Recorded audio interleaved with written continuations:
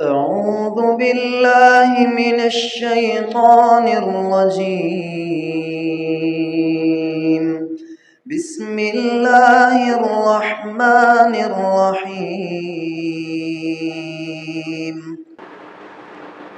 أما بعد فإن خير الحديث كتاب الله وخير الهدي هدي محمد صلى الله عليه وعلى آله وسلم وشر الأمور محدثاتها وكل محدثة بدعة وكل بدعة ضلالة۔ تمام قسم کی حمد و ثنا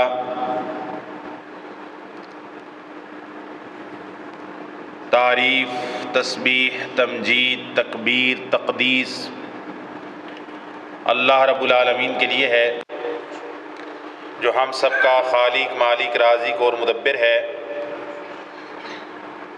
اور پھر لاکھوں کروڑوں درود و سلام ہوں اس ہستی اقدس و مقدس پر کہ جن کا نام نامی اسم گرامی محمد الرسول اللہ صلی اللہ علیہ وعلی آلہ وسلم ہے۔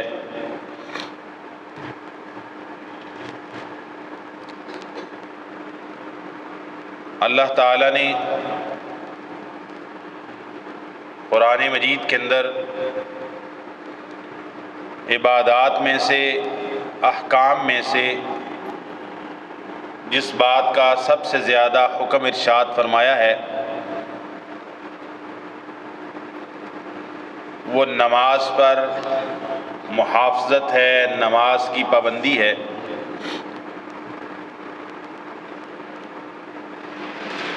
قرآن مجید کے اندر 70 دفعہ تقریباً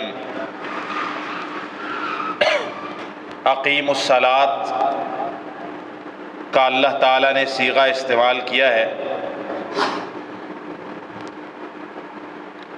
اور مختلف طریقوں سے، مختلف اسالیب سے اللہ تعالیٰ نے نماز کی ضرورت، نماز کی اہمیت اس کو قرآن مجید میں اجاگر کیا ہے۔ اور اگر نبی کریم صلی اللہ علیہ وسلم کی سنت کو دیکھا جائے، آپ کی حدیث کو دیکھا جائے، تو اس میں بھی معاملہ اسی طرح ہے کہ سب سے زیادہ جس چیز کی اہمیت ہے، ضرورت ہے دین اسلام میں، ایمان کے بعد وہ نماز ہے، نماز کی اقامت ہے، نماز پر ہمیشگی ہے۔ اللہ تعالیٰ نے سورہ البقرہ کے اندر ارشاد فرمایا، حافظوا علی الصلوات والصلاۃ الوسطی وقوموا للہ قانتین،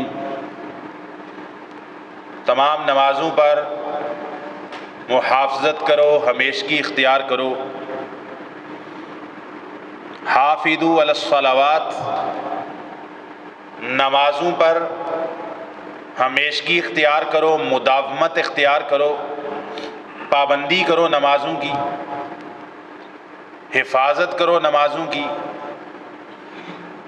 وقوموا للہ قانتین، اور نماز میں اللہ تعالیٰ کے لیے خاموشی سے کھڑے ہو جاؤ۔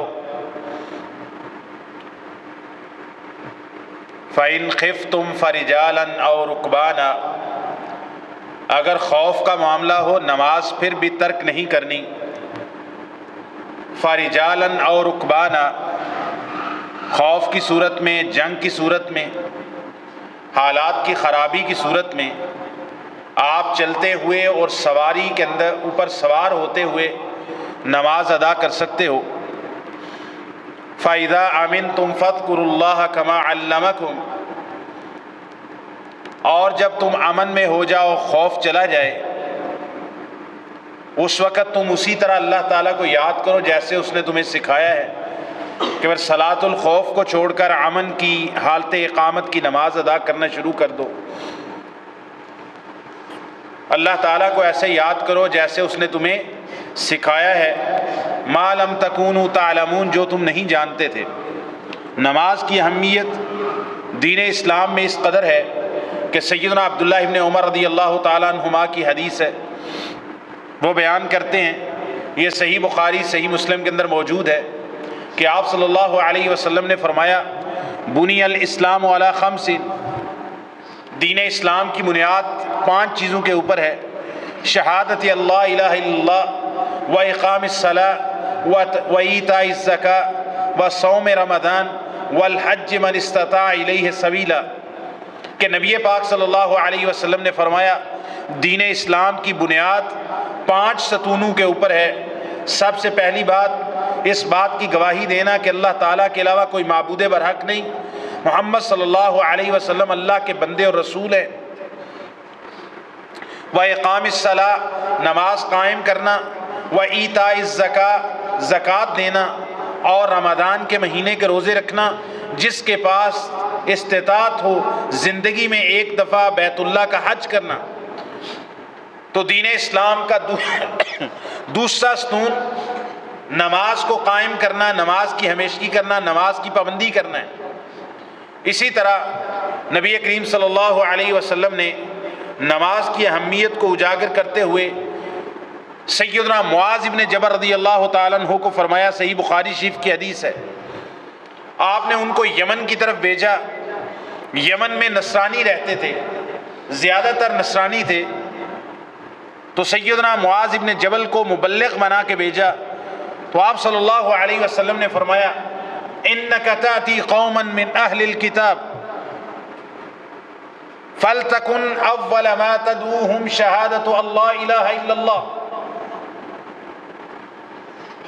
اے معاذ، آپ جس قوم کے پاس جا رہے ہو وہ اہل کتاب ہیں، سب سے پہلی بات جس بات کی آپ نے ان کو دعوت دینی ہے وہ یہ ہے کہ اللہ تعالیٰ کے علاوہ کوئی عبادت کے لائق نہیں۔ سب سے پہلی دعوت توحید کی دعوت ہونی چاہیے۔ اگر وہ توحید کو قبول کر لیں، توحید والی بات مان لیں، فَإِنْ عَرَفُوا ذَلِكَ فَإِنْهُمْ أَطَاعُوكَ لِذَلِكَ، اگر توحید والی بات میں آپ کی پیروی کریں، اطاعت کر لیں، فرما برداری کر لیں، توحید کو قبول کر لیں، اور توحید کے تابع ہی رسالت کا عقیدہ بھی آ جاتا ہے۔ فَأَعْلِمْهُمْ أَنَّ اللَّهَ افْتَرَضَ عَلَيْهِمْ 5 صلوات فِي الْيَوْمِ وَاللَّيْلَةِ، اگر وہ کلمہ پڑھ لیں، شہادتین کا اقرار کر لیں، توحید کو مان لیں، تو پھر انہیں یہ بات بتاؤ کہ اللہ تعالیٰ نے ان پر دن اور رات میں 5 نمازیں فرض کی ہیں۔ توحید کے بعد، ایمان کے بعد دوسری چیز یہ بتانی ہے کہ اللہ تعالیٰ نے تمہارے اوپر نماز کو فرض کیا ہے۔ یہ اہمیت ہے نماز کی۔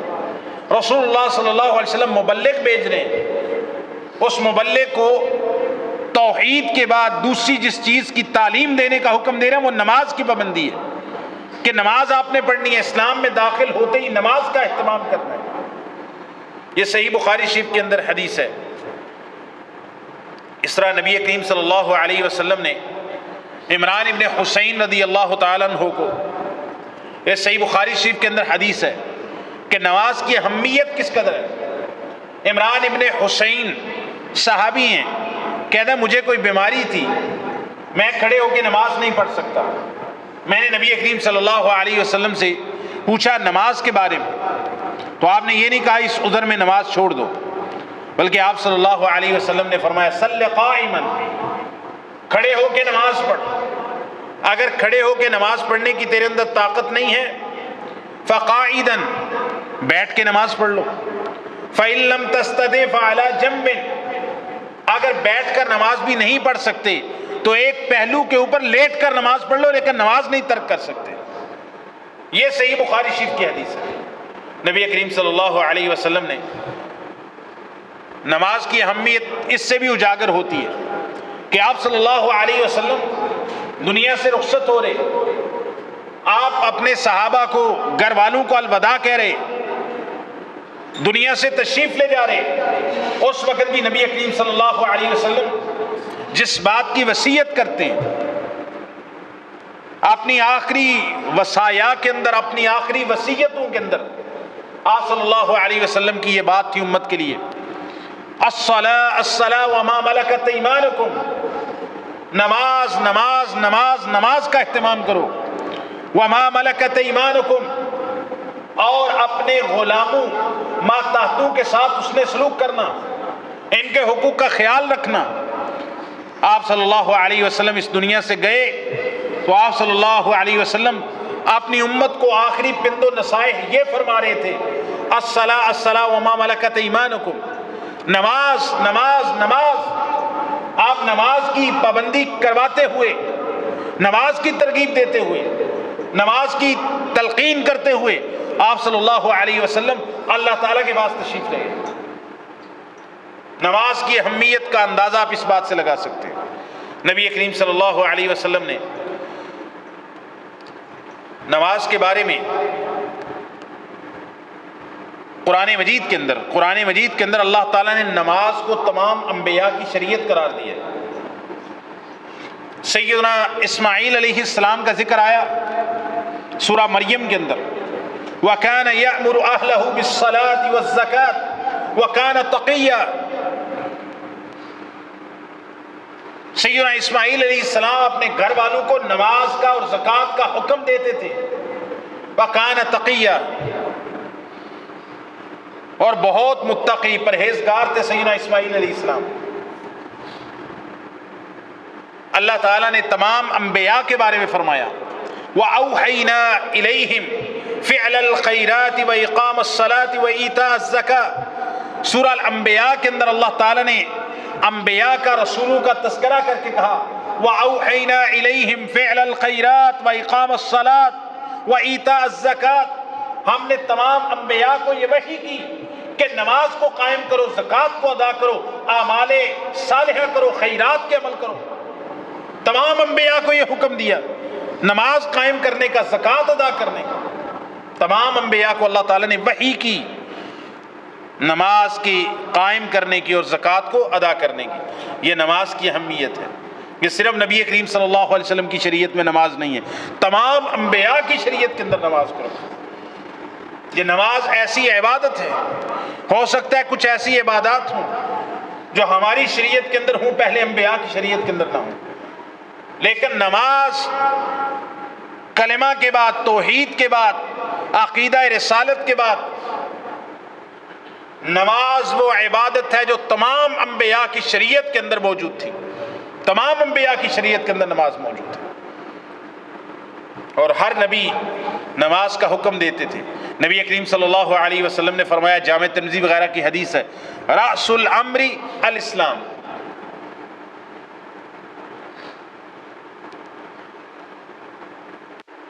معاملے کا جو اصل ہے، جڑ ہے،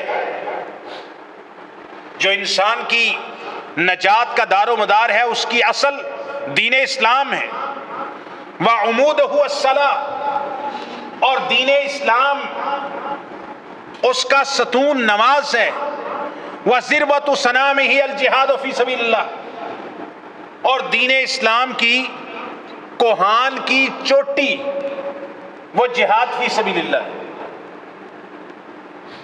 نجات کا دار و مدار، اصل انسان کی ساری بنیاد کس چیز کے اوپر ہے؟ راس الامر الاسلام۔ سب سے پہلے تمام ادیان باطلہ کو چھوڑ کر اسلام قبول کرنا، یہ بنیاد ہے، اصل ہے۔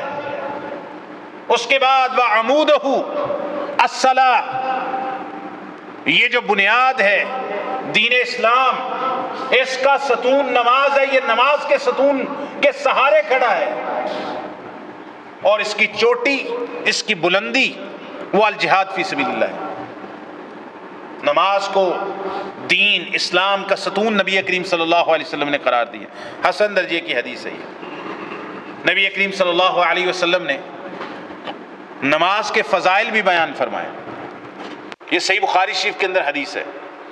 آپ صلی اللہ علیہ وسلم نے فرمایا، بتاؤ تم میں سے کسی شخص کے گھر کے باہر سے اس کا گھر ایک دریا کے کنارے پر ہو، وہاں سے دریا گزر رہا ہے، پانی، روزانہ 5 دفعہ اس میں نہائے، غسل کرے، کیا اس بندے کے جسم پر هل يبقى من درنه شيء، کیا اس کے جسم پر کوئی میل کچیل باقی رہے گی؟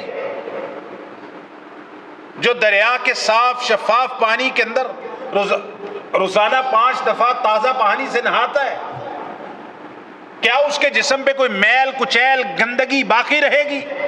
نہیں، اللہ کے رسول صلی اللہ علیہ وسلم، اس کے جسم پر کوئی میل کچیل باقی نہیں رہے گی۔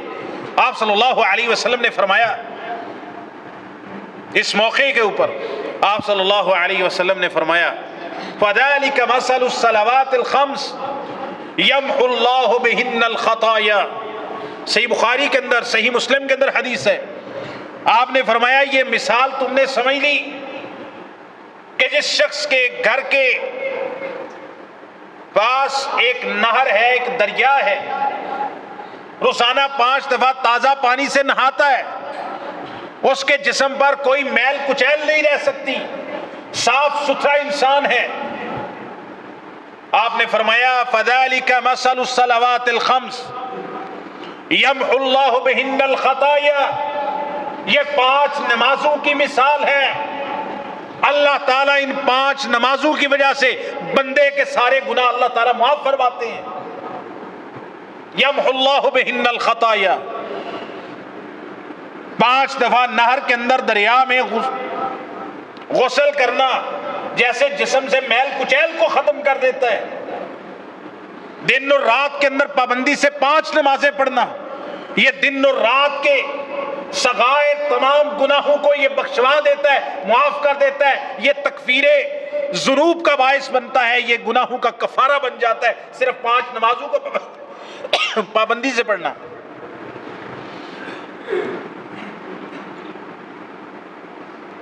اگر انسان غلطی کرتا ہے، کوئی کوتاہی ہو جاتی، غلطی ہو جاتی ہے، انسان سے کوئی کسی کے بارے میں غیبت ہو جاتی،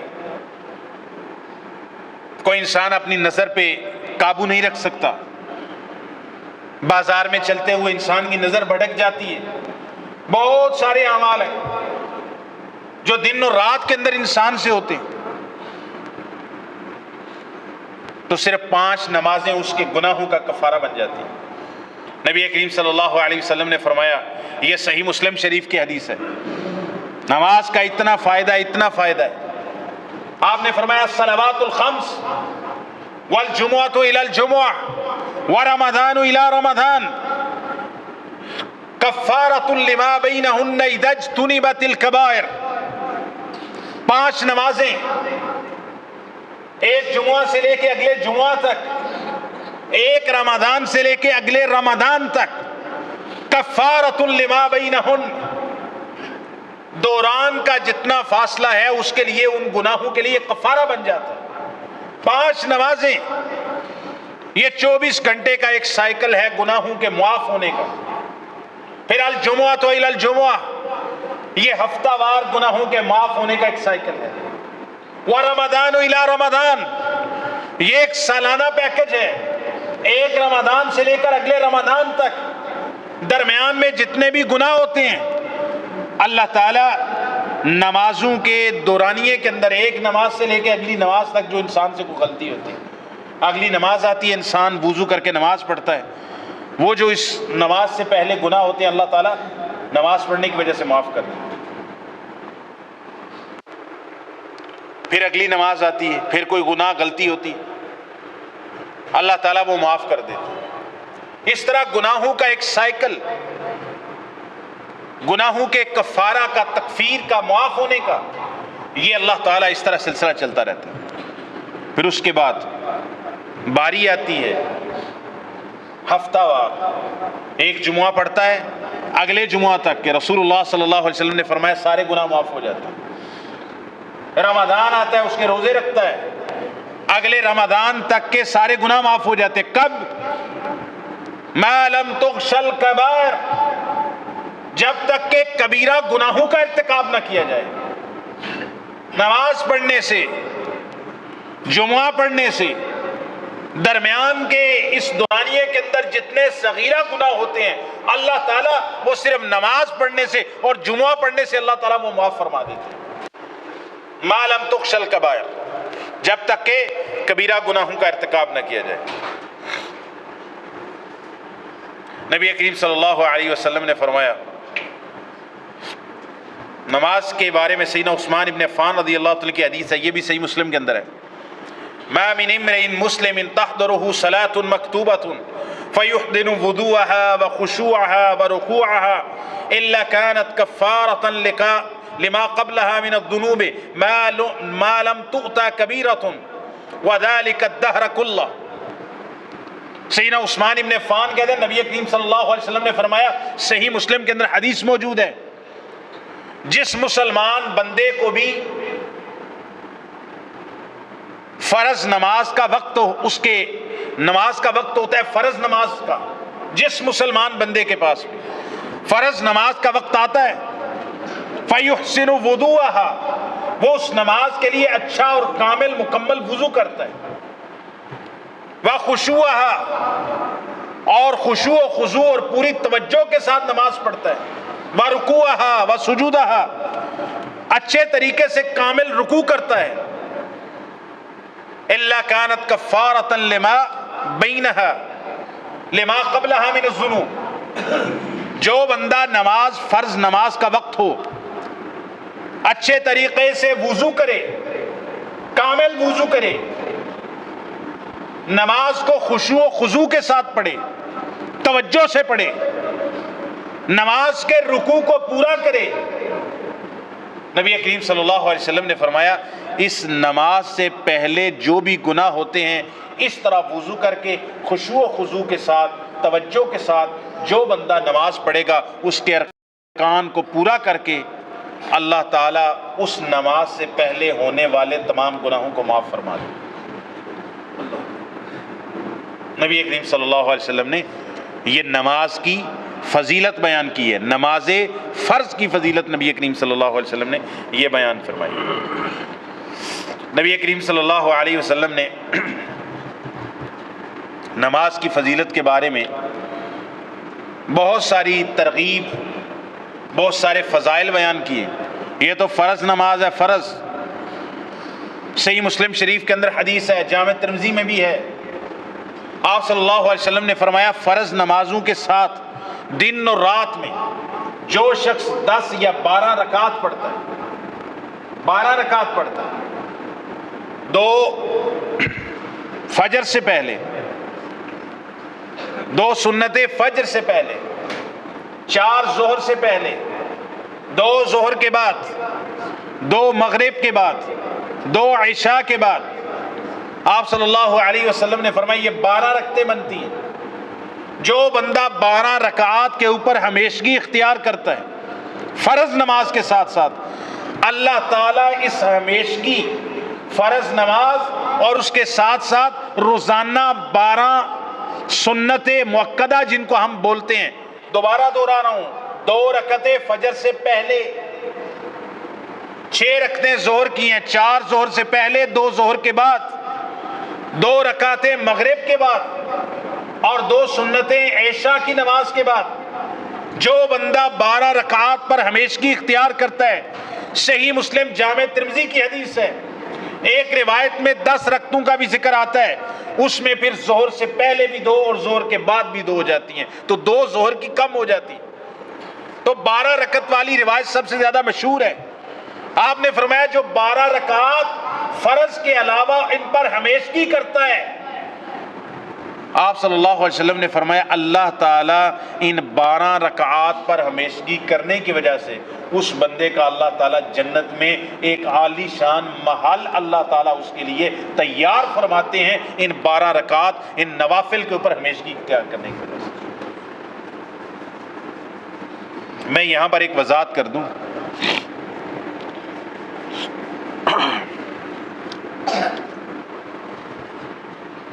ایک شخص ہے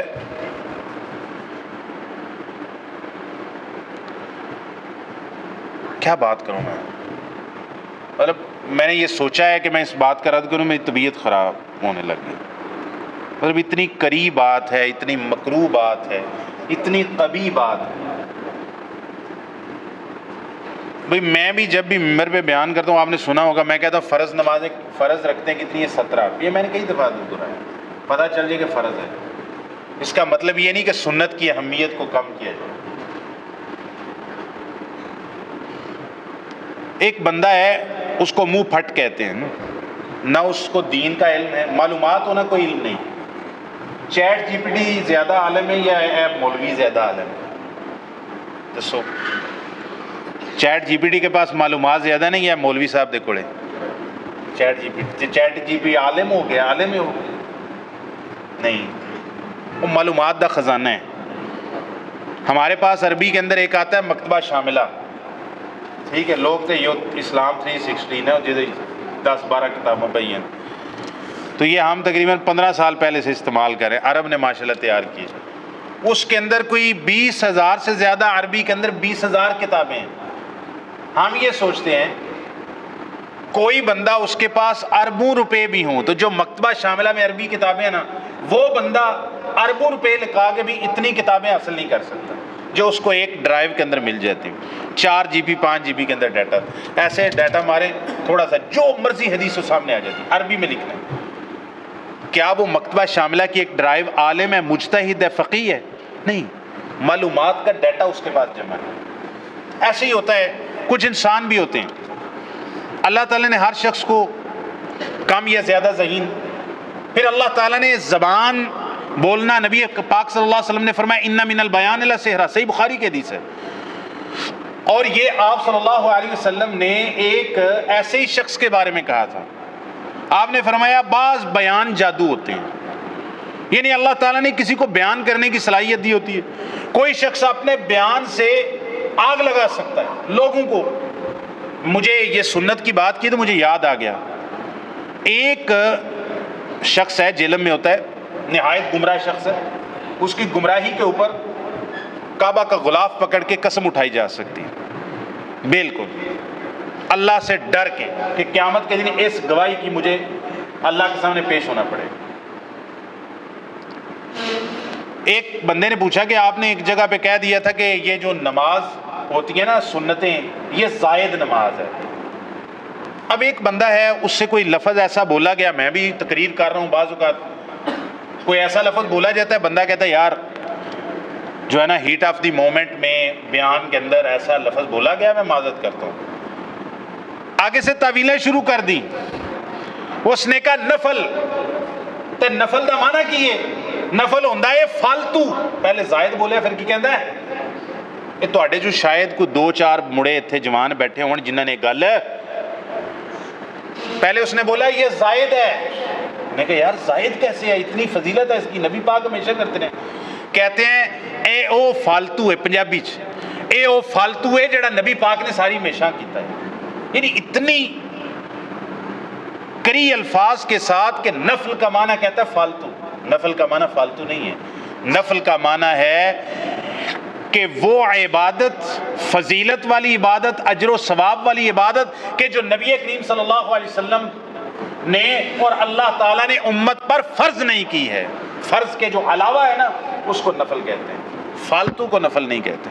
تو بہرحال اس طرح کے بھی لوگ دنیا کے اندر موجود ہیں، الفاظ بولتے ہوئے یار ایک عبادت ہے، نبی پاک صلی اللہ علیہ وسلم اس کی فضیلت بیان کریں، 12 رکعتوں پہ جو ہمیشگی اختیار کرے اللہ تعالیٰ جنت میں محل تیار کریں گے ان 12 رکعتوں کی وجہ سے، جو فرض کے علاوہ ہے اس کو بار بار، پھر وہ بندہ کہہ رہا ہے یس جناب لفظ سر چینج کر لیں، کہتے ہیں نہیں ادھر معنی ہی فالتو ہے، استغفر اللہ لا الہ الا اللہ۔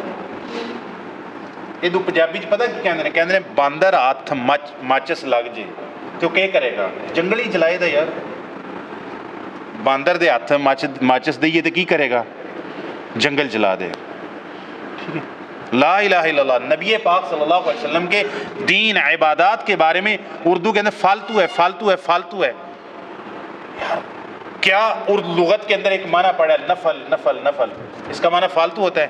نفل تو اللہ تعالیٰ نے انفال، یہ جو مال غنیمت آتا ہے اس کے اوپر بھی بولا ہے، تو اس کا معنی کیا ہے، یہ جو مال غنیمت حاصل ہوا ہے یہ نفل ہے اور انفال ہے، اس کو اٹھا کے باہر پھینک دیں۔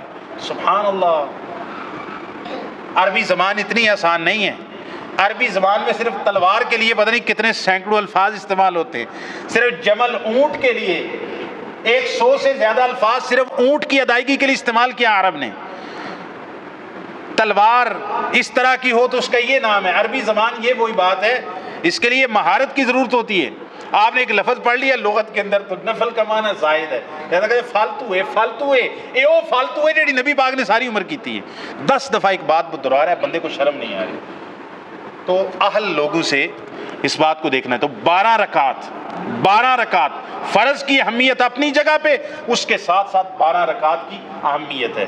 اور ان 12 رکعت کی ایک اور اہمیت ہے، مسند احمد کے اندر حدیث ہے، نبی کریم صلی اللہ علیہ وسلم نے فرمایا اول ما یحاسب به العبد یوم القیامہ الصلاۃ، سب سے پہلے قیامت کے دن جس چیز کا محاسبہ ہوگا عبادات میں سے، حقوق اللہ میں سے، وہ نماز ہوگی۔ اگر نماز کے اندر انسان کی نماز پوری ہوئی تو پھر نبی کریم صلی اللہ علیہ وسلم نے فرمایا باقی اعمال میں بھی آسانی ہوتی جائے گی۔ اگر نماز میں انسان اللہ تعالیٰ کے سامنے محاسبے اور حساب کے وقت نماز میں اس کا معاملہ پورا رہا، نمازیں پوری ہوئیں، تو پھر روزے میں، زکوٰۃ میں، دیگر اعمال میں آسانی ہوتی جائے گی۔ آپ صلی اللہ علیہ وسلم نے فرمایا اور جس کی نمازیں کم پڑ گئیں، نبی کریم صلی اللہ علیہ وسلم نے فرمایا پھر باقی کے حساب کتاب میں اور مشکل ہو جائے گی۔ اچھا، اب نفل کا فائدہ کیا ہے؟ نفل کا فائدہ قیامت کے دن نماز کے حساب کتاب کے وقت، نمازوں کے بارے میں اللہ تعالیٰ نے یہ دیکھنا ہے جو نماز میں نے فرض کی ان کی گنتی بھی پوری کی، ان کے رکوع، خشوع، خضوع سب کچھ ماپا جانا ہے، تولا جانا ہے، وزن کیا جانا ہے۔ وزن کم پڑ رہا ہے فرض نماز کا، فرشتے کہیں گے اس کی تو نمازیں پوری نہیں ہیں۔ سبحان اللہ، یہ ہے نفل کی اہمیت۔ اللہ تعالیٰ فرمائیں گے انظروا هل لعبادی من تطوع هل لعبدی من تطوع، اے لوگوں دیکھو، فرشتوں دیکھو، آیا اس کے نامہ اعمال کے اندر کوئی سنت اور نوافل بھی موجود ہیں؟ اگر سنت اور نوافل موجود ہوں گے تو نبی کریم صلی اللہ علیہ وسلم نے فرمایا ان کو لے کے اس کے فرض نماز کی کمی کو پورا کر دیا جائے گا اور اس بندے کو اللہ تعالیٰ جنت عطا فرما دیں گے، یہ نوافل کی وجہ سے۔ ایک شخص آیا نبی کریم صلی اللہ علیہ وسلم، نوافل پر ہمیشگی نبی پاک کا ساتھ قیامت کے دن ملے گا۔ ایک شخص آیا، اس نے آگے کہا یا رسول اللہ صلی اللہ علیہ وسلم میں جنت میں ارید مرافقتک فی الجنہ، میں آپ کی جنت میں ساتھ چاہتا ہوں، مجھے آپ کے ساتھ اللہ تعالیٰ جنت کے اندر آپ کی صحبت، آپ کی مرافقت عطا فرمائے۔ آپ صلی اللہ علیہ وسلم نے فرمایا پھر ایک کام کر، فَإِنِّي عَلَىٰ ذَلِكَ بِكَثْرَةِ السُّجُودِ، میں اللہ تعالیٰ سے دعا کروں گا اللہ کا نبی کہ اللہ تجھے میرے ساتھ اور میری اللہ تعالیٰ رفاقت عطا فرمائے جنت میں۔ تو ایک کام یہ کر کہ تو کثرت سجود کے ساتھ اس پر میری مدد کر، نوافل کی کثرت کر۔ نوافل کی کثرت کرے گا اللہ تعالیٰ قیامت کے دن تجھے جنت میں محمد صلی اللہ علیہ وسلم کی رفاقت عطا فرما دے گا، نوافل کی کثرت کی وجہ سے۔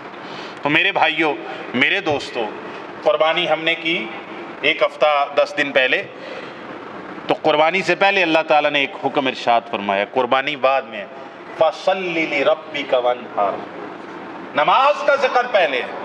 نماز دین اسلام کلمہ پڑھنے کے بعد نماز سے زیادہ اہمیت دین اسلام میں کسی چیز کی نہیں، کسی چیز کی نہیں۔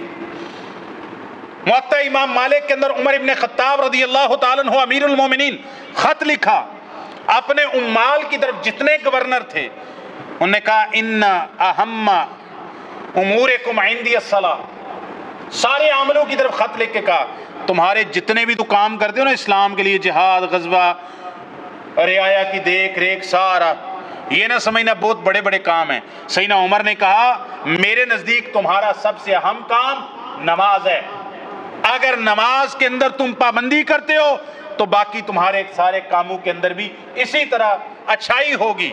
جتنا تم نماز کے اندر سستی کرو گے تمہارے باقی سارے کاموں کے اندر اسی طرح سستی ہوتی جائے گی۔ تو میرے بھائیوں، نماز کے فضائل بھی ہیں، نماز کو چھوڑنے کے وعیدیں بھی ہیں، نماز کی پابندی کریں، نماز کی پابندی کریں، نماز کی پابندی کریں۔ آپ نے گھروں کے اندر نماز کا ماحول بنائیں، آپ نے گھر کی خواتین کو نماز کی پابندی کروائیں، آپ نے بچوں کو نماز کی پابندی کروائیں، خود نماز کی پابندی کریں، مساجد کو بھریں، مساجد کو بھریں۔ یہ مساجد صرف ہفتے کے بعد جمعہ پڑھنے کے لیے نہیں ہے، یہ مساجد سال کے بعد رمضان کے اندر صرف بھر جاتی ہیں، اس کے علاوہ محلے کے اندر اتنے لوگ موجود ہوتے ہیں، مرد کم از کم۔